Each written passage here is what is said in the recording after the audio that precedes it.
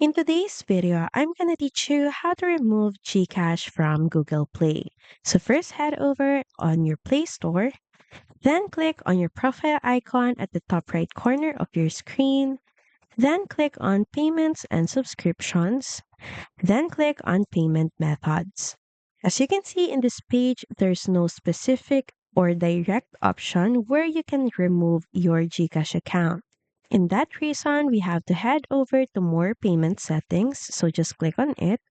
Your browser will then open up and you will be redirected to the payments.google.com page.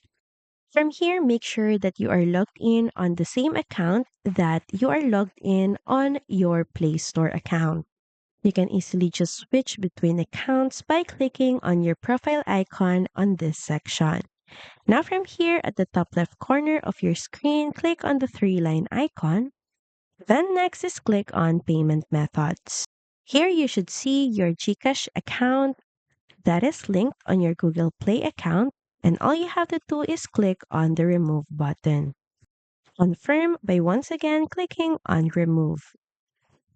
So that's pretty much it. Thank you very much for watching this video, and I'll see you again on the next one. Bye!